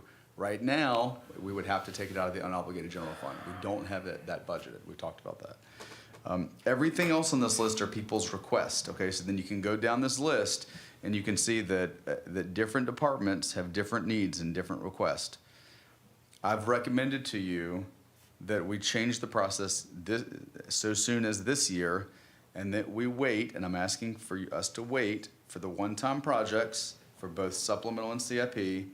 Well, for supplemental, I'll get to CIP in a second, that we close the books in July, and in September, I'll bring all of these back to you so you can see how much money we have for this year. Next year, I want to change our budget process where we include it in our budget, and I think with our reassessment, we're going to recognize we should be able to fund some of these things next year. Obviously, it's a very tight budget year. In terms of the position request, you know this, they're not built in the budget because we couldn't fund it. So I've recommended that we don't fund any new positions. We do have that one SRO, we've talked about that's in there because the grant stopped, but I just want to lay all that out there. Big picture, when we talk about the CIP, there's 3 things that I'm recommending that we fund. 3 things, and I'll tell you why. The reassessment, because we're in the middle of that. We spread that out over a number of years. We're in the middle of that process now. The courthouse HVAC, we're in phase 1 right now. Southern Air is working on the courthouse now. We need to finish phase 2 for the courthouse. And then, of course, we have our required comprehensive plan update. The last time that we rewrote the plan was in 2007, or in 2007. As Mr. Martin's very familiar with, the comp plans in Virginia, you're required to throw away the old every 20 years and start completely over. This would be a rewrite. The updates we've done by staff every year from 07 to in 12, and then in 17, we did that from a staff level.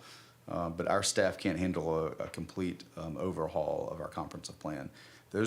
When we look at the CIP, those are 3 things that I think we need to fund, but I'm asking also that we defer all this a few months until we can close the books in July, and I want to bring that CIP list back to you in September. I really think my recommendation to you is that we rank them in September when we know how much money we have.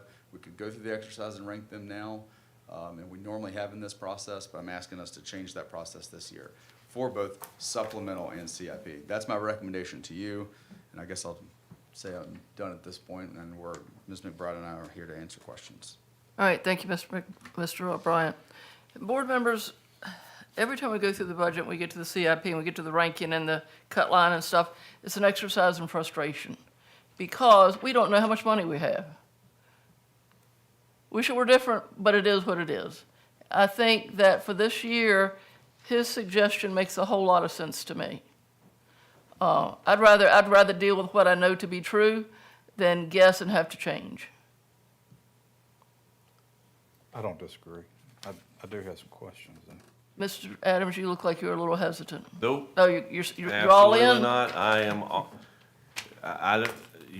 they're probably sick of hearing me say this. And again, I'm going to admit my fault. I told Mr. Bryant today, last year, I must have been completely asleep at the wheel, which is unusual when it comes to numbers, right? Because when we approved that supplemental in CIP last year, I was under the impression, because of the old way we did this, that we had the monies to fund those projects. Then I later found out we didn't. We were going on, if we had those monies left over, to be able to fund those projects. That's the same thing that we just preached to the school system about. We're theoretically writing checks at our butt king cash when we handle it in that way. We should not be doing that. We need to be approving what you just said. We need to be approving the budget based on what we know as funds available, not what ifs. And man, you again, as we talked to the schools, so look at this list. This is scary based on what we're dealing with this year. But in Mr. Adams speak, what I hear you saying is that you're okay with his suggestion. Absolutely. That's the only way we're going to get on track. Mr. We've got Pugh, to I get on believe you and I track. talked after the meeting. I got the impression you were good with that. Yes. Yeah. And Mr. Wade, you're, Yeah, no, I think it's a great idea, so.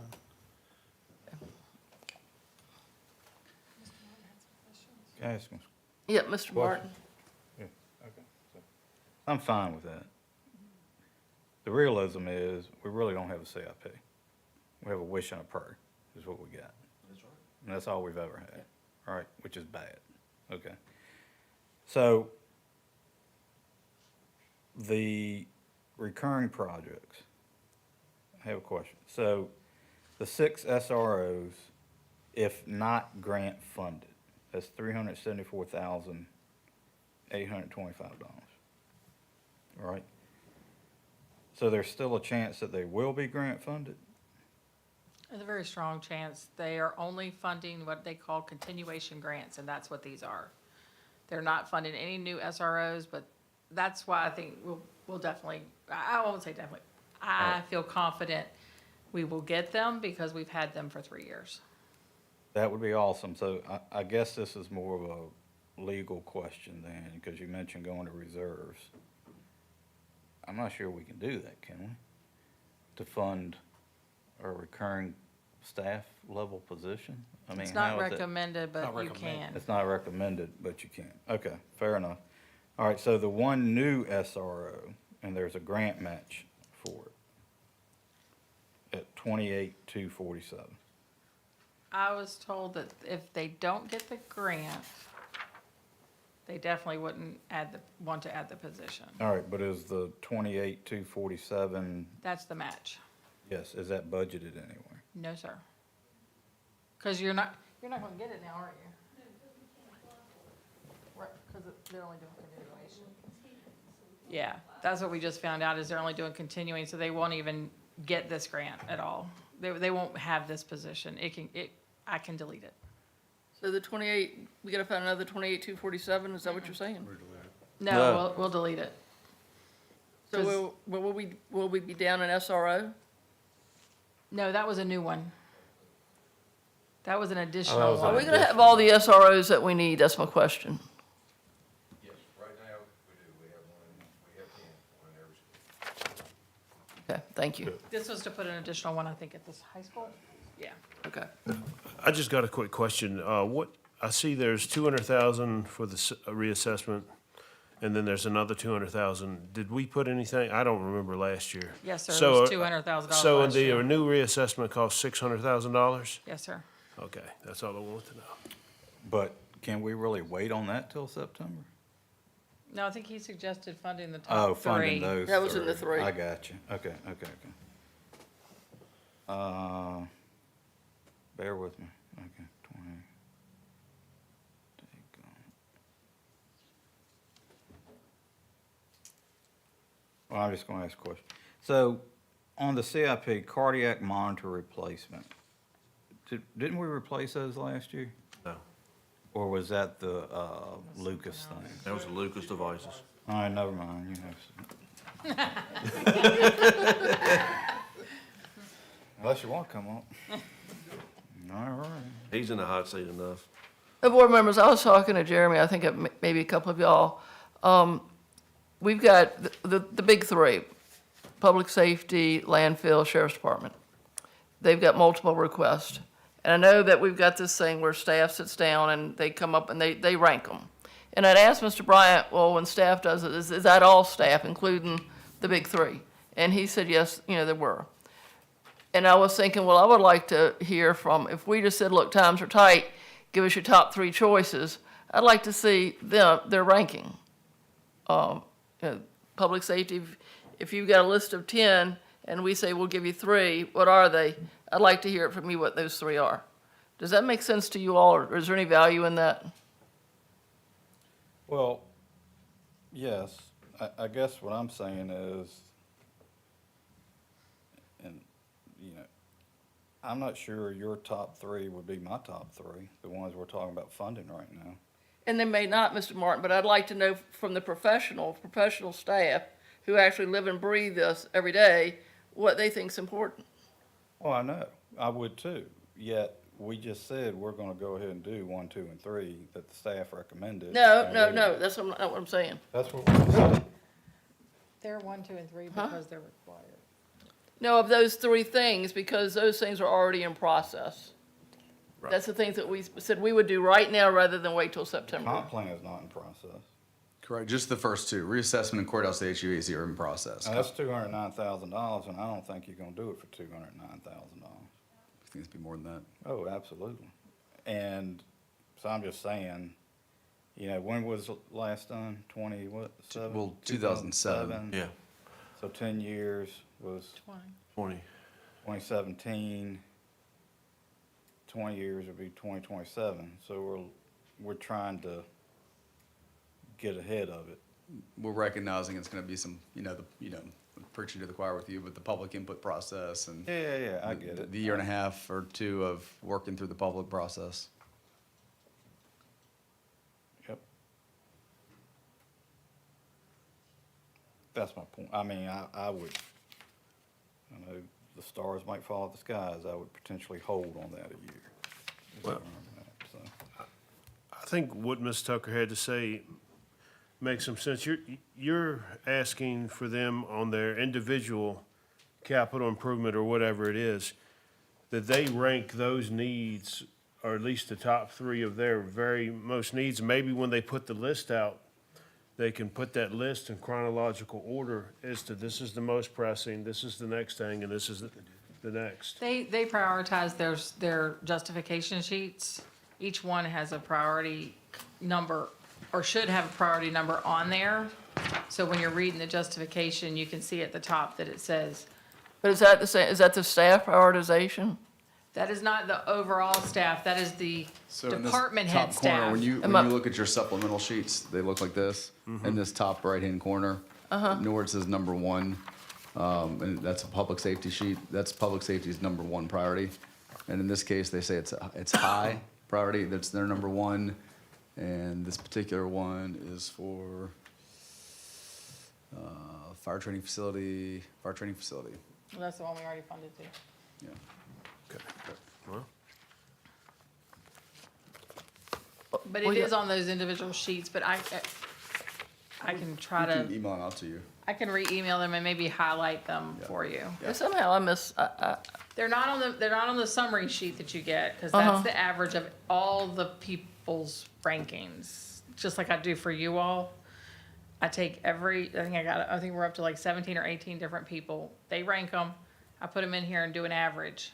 And that's how, and then we meet and discuss it further. And then this is how you see a staff score, which is an average of all those 18 people. Right, I know that, but Well, they're what I was trying to get individual- at is the people who live and breathe it every day. I would kind of like to know what their thoughts are. But as I'm talking about this, it'd be kind of difficult because they can give us three choices, but it may not fit the money. So if we just say, hey, you got $150,000, you got $500,000, we'll rank it that way. But I don't think you can do that. But anyway, regardless, they'll be in here when we start talking, so we can just ask them. Yes, sir. Yes, ma'am. Sorry. Okay.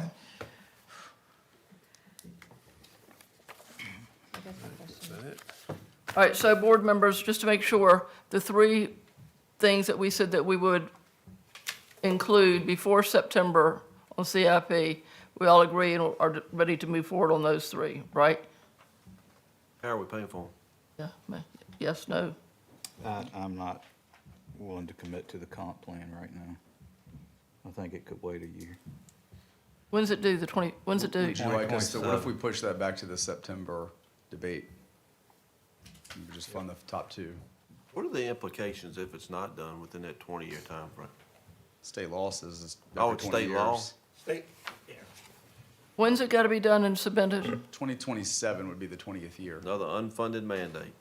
Yep, Well, a comprehensive plan is a very unique tool, a very good tool for a locality if you follow it. You're not gonna hear me not support planning because it's definitely beneficial to know where you're going. And it can also help you in your CIP process because you know what kind of stuff you want to work towards funding. I mean, I guess I'm just saying it's due in 2027. If, you know, we got started in 2026-ish, you know, a year or so to complete it should be reasonable for a locality this small, this size. So, I'm not saying we shouldn't do it. If you miss it by a year, do I think the state's gonna come down and smack your hand? No, absolutely not, no. That's just my thought. did you have something to say, Mr. Popovich? No, I agree wholeheartedly. This is one of those situations where the Code of Virginia sets a deadline, but it doesn't impose any penalties if you don't meet that deadline. It's very odd. It's a very odd thing where they say you have to do it, but they don't tell you what happens if you don't do it. So it wouldn't affect our ability to get funding for anything that coming up or, Not that I'm aware of. okay. Well, missing a deadline just goes against my DNA, but, you know, that's just me. Well, but we did the Madison Heights master plan, so we've kind of looked at the real big area that we need to look at, so. All Mr. right. Wade, you looked a little No, concerned. no, I think we punt it till September and we can see where we're at and then maybe Okay. we start from Agreed. there. Maybe we, Okay, all right. push it to next year. I'm not opposed to that, but I mean, Ms. Bryant, you got good direction? So we're good to do the top two? Top two, the reassessment and the courthouse HVAC? And then, comp- yeah, the comp plan we'll talk about in talk about September. September. Okay. Is that fair? Good? Okay. That's fine. Ms. Tucker, may I go to the next item? Yes, please. Okay, the next item is the FY 2026 health insurance contract.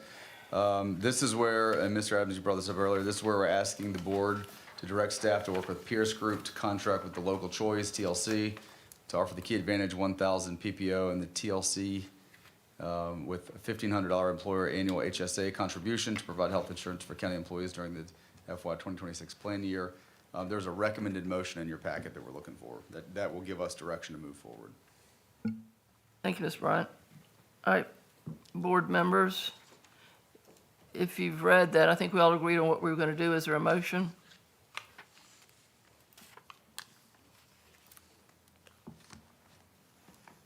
All right, I'll make a motion. I move to direct staff to work with the Pierce Group Benefits to contract with the local choice TLC to offer the Key Advantage 1,000 PPO and the TLC high deductible health plan with a $1,500 employer annual HSA contribution to provide employee health insurance during the fiscal year 2026 plan year. All right, motion's on the floor. All in favor say aye. Aye. Opposed, no. Motion passes. Okay, thank you very much.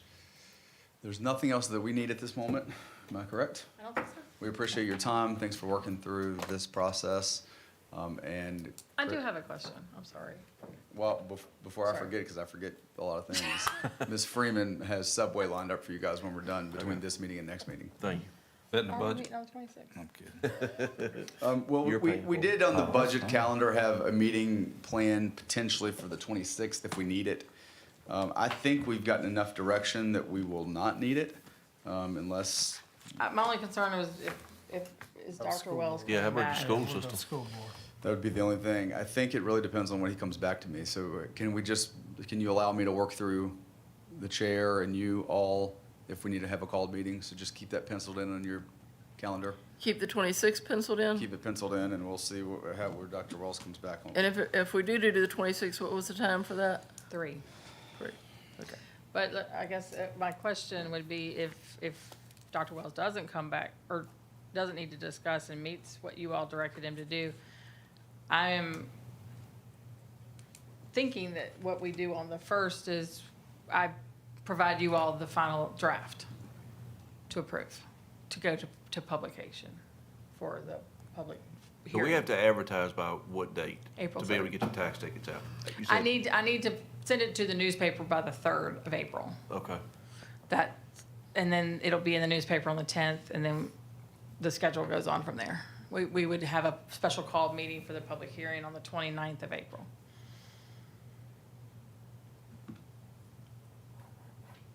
But, yeah, so I just wanted to make sure I knew what direction we were headed. What are your thoughts? No, I mean, sounds Everybody appropriate to me. good? Mr. Martin? No, I'm just, What? I'm gonna ask because if I don't, I'll kick myself. So, Sheriff Ayers, so last meeting, I made a comment about go out and write tickets. That was a joke and it was unjust and it ended up in the paper and you know I respect you a great deal, right? So, but my question is on that additional school resource officer, the grant, could that money come out of fine revenue or not? You're speaking of the additional. that Yeah. we were talking If you absolutely had to have it, could that 28 come out of fine revenue? They can't apply for that grant. Oh, they That's can't? what Ms. Mays was telling me. I think You can't apply for it because we didn't give you the money, or you can't apply for it for another right reason? now is. The state changed the rules. Continuation grants are being offered, the new position grants are not, am I correct? Yes. So it's not, So it wouldn't matter if we gave you that? Okay, either way, we're good. thank you. And Mr. Martin, wouldn't we then be in the situation we're fussing about that we're having a position funding with one-time money that we don't have a revenue stream for? If you could use fine revenue, we do have a revenue stream for it. What if the state took that away from us, which they've been trying to Fine do? revenue? No, putting it back to the localities. Oh, yeah, yeah, you're right. I just wanted to ask the question. Okay. Lord. All right, I know we're off the topic, but and we can. well, I know- stop now. I know, oh, what the heck. But my question is, Sheriff, the reason for that request for that second one at the high school, that wasn't a knee-jerk reaction, right? We've got, and I'm not certain on the numbers, 1,400 kids, I don't know what the number is on that high school, roof, that number of kids and one officer present with it. So that is truly a concern, but right now, totally understand the position you all in, totally respect that, but it needs to be on the radar. You got that many kids, especially when you're dealing with teenagers on the one roof, the additional space that's being added up there, that's a lot of kids and a lot of space, and we've got one officer there to take care of that, so. It concerns That me. was the only discussion that came about, but, then we recently learned that they weren't gonna fund it, or put any grant funding will be available for new positions, only continuation grants, so we put the brakes on. Okay. Thank you. Board members, anything else? No, ma'am. Is there a motion to adjourn? So move. Motion on the floor by Mr. Adams. All in favor, say aye. Aye. Motion passes. I want to thank all our staff for being here and spending time and going above and beyond and trying to get in their budgets Yeah. rectified.